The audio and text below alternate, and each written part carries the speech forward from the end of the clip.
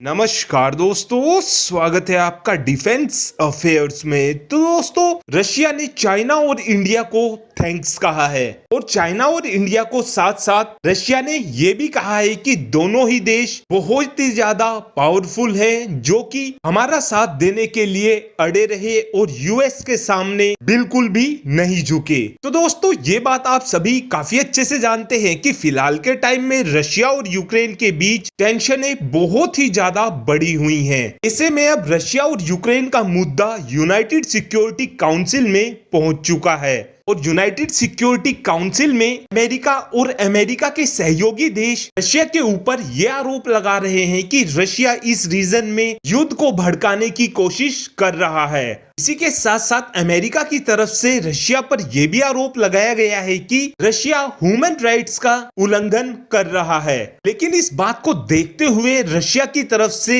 United nation security council में यह decision लिया गया कि हम यूक्रेन के मैटर पर आपस में वोट करा लेते हैं। और रशिया की तरफ से यह डिसीजन इसलिए लिया गया था क्योंकि रशिया ये बात बिल्कुल नहीं चाहता कि यूक्रेन का मुद्दा यूनाइटेड नेशन सिक्योरिटी काउंसिल में उठाया जाए। और इस टॉपिक को लेकर यूनाइटेड नेशन सिक्योरिटी काउंसिल के 15 मेंबर को वोट करनी थी। यूनाइटेड नेशन सिक्योरिटी काउंसिल में 5 तो परमानेंट मेंबर हैं और 10 अनपरमानेंट मेंबर हैं। और 5 परमानेंट मेंबर में यूएस, यूके, फ्रांस, रशिया और चाइना हैं। इस वोटिंग के दौरान रशिया के फेवर में चाइना पूरी तरीके से आ गया था। इसी के साथ साथ भारत, कैमोनिया और केनिया, इन तीनों ही देशों ने अपनी वोट को ना तो रशिया के फेवर में दिया और ना ही यूएस के फेवर में दिया। और इस बात को रशिया को जीतने के लिए 8-9 की वोट चाहिए थी, यानी कि 8 देशों को इस रेजोल्यूशन के खिलाफ खड़ा होना था। लेकिन इस मुद्दे के दौरान रशिया के खिलाफ 10 वोट पड़ी हैं, जिस वजह से अमेरिका यहाँ पर बाजी मार गया और अमेरिका के सहयोगी देशों ने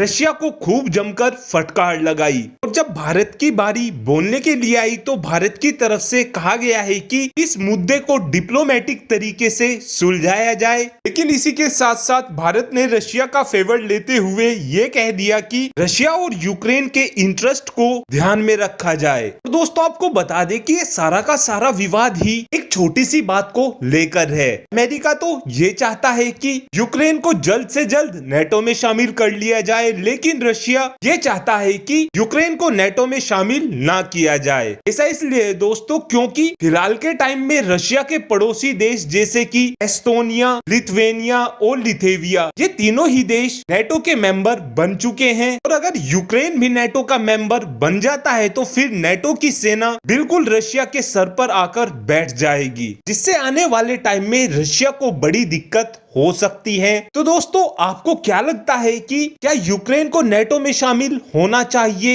या फिर नहीं होना चाहिए? इस बात का आंसर आप कमेंट बॉक्स में दे सकते हैं। Thanks for watching this video.